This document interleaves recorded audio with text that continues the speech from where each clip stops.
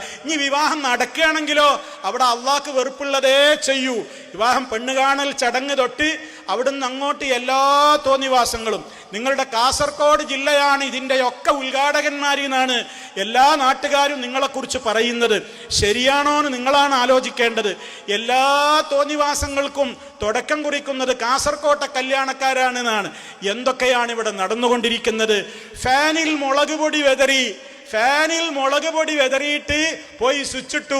പുതിയാപ്പളയുടെ ഒപ്പം വന്ന ചെക്കന്മാര് പെൺവീട്ടിൽ വന്ന് ഫാനിൽ മുളക് പൊടി വിതറിയിട്ട് ഫാനിന്റെ സ്വിച്ചങ്ങ് ഓണാക്കിയപ്പോ എല്ലാരെ കണ്ണിലും മുളക് പൊടി.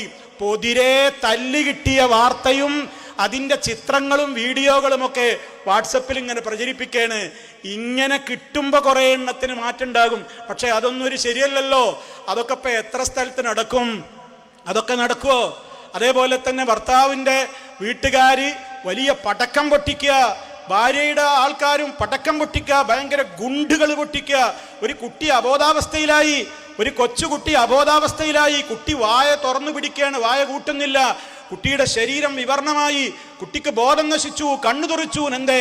പടക്കം പൊട്ടിയ ശബ്ദം കേട്ടപ്പോ പോയി പറഞ്ഞത്രേ കല്യാണ വീട്ടിൽ അയൽക്കാരനാണ്, ഇങ്ങനെ പടക്കം പൊട്ടിക്കല്ലേ, കുട്ടി പേടിക്കുന്നുണ്ട്. അത് പറഞ്ഞ് കേൾക്കാതെ പിറ്റേന്നും പൊട്ടിച്ചു. കുട്ടി ഹോസ്പിറ്റലിലായി എന്ന വാർത്ത നിങ്ങൾ കേട്ടില്ലേ? എന്താ പ്രിയപ്പെട്ട സഹോദരങ്ങളെ, ഇങ്ങനെ ആടിപ്പാടി തിമിർക്കാനുള്ളതാണോ കല്യാണ വേദികൾ? റോഡുകൾ ബ്ലോക്കാക്കി JCBയിൽ പുതിയാപ്പിളയെ കൊണ്ടുപോയി.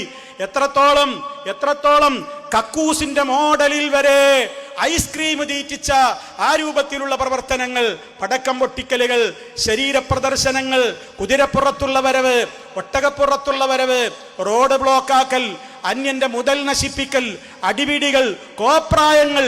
എന്തൊക്കെയാ മുസ്ലിം ഉമ്മത്തെ ഈ വിവാഹത്തിന്റെ പേരിൽ കാട്ടിക്കൂട്ടുന്നത്? പല നാടുകളുടെ പേരിലുള്ള സംഗീത നിശകൾ. കല്യാണത്തിന്റെ തലേന്ന് അറേബ്യൻ നൈറ്റ്, അന്നെല്ലാവരും അറബി വേഷം, എല്ലാവരും അറബി മ്യൂസിക്, പിറ്റേന്ന് പഞ്ചാബി നൈറ്റ്, പിറ്റേന്ന് പാകിസ്ഥാനി നൈറ്റ്, പിറ്റേന്ന് ഉറുദു നൈറ്റ്, ഇങ്ങനെ ഒരുപാട് സംഗീത രാവുകൾ. അതുപോലെ തന്നെ ഒരുപാട് പേരിൽ പല കളറിൽ വസ്ത്രങ്ങൾ ധരിച്ച് തുള്ളിച്ചാടി ലഹരിയുടെയും മയക്കുമരുന്നുകളുടെയും അതേപോലെയുള്ള തോന്നിവാസങ്ങളുടെയും പേക്കൂത്തുകളായി മാറുന്നു വിവാഹത്തിന്റെ ദിനങ്ങൾ. ചോദിച്ചാ പറയും അതൊക്കെ കുട്ടികളാണ്, അതൊക്കെ കുട്ടികൾ ചെയ്യേണ്.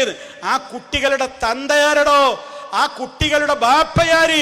ആ ബാപ്പാക്കുള്ള കടമയല്ലേ മുത്തു മുസ്തഫ പഠിപ്പിച്ചത്?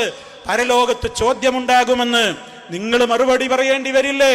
എന്നിട്ട് മക്കളാന്ന് പറഞ്ഞിട്ട് കൈകെട്ടി ഇങ്ങനെ നോക്കി നിന്നാൽ രക്ഷപ്പെടുമെന്ന് ഉമ്മ നിങ്ങൾ വിചാരിക്കുന്നുണ്ടോ? കണക്ക് കൂട്ടുന്നുണ്ടോ? ഖബറിലേക്ക് പോകുമ്പോ ഈ തുള്ളിച്ചാടിയ മോളോ മോനോ നിങ്ങളുടെ കൂടെ ഖബറിൽ കിടക്കാൻ വരുമോ? നാളെ മഹ്ശറിൽ നിങ്ങളോട് ചോദ്യം ചോദിക്കുമ്പോ ഈ മക്കള് നിങ്ങൾക്ക് വക്കാലത്ത് പറയാനുണ്ടാകുമോ? നിങ്ങളെ കാണുമ്പോ അവരോടും വേണമെങ്കിൽ നിങ്ങൾക്കെതിരെ പരലോകത്ത് കേസ് കൊടുക്കും.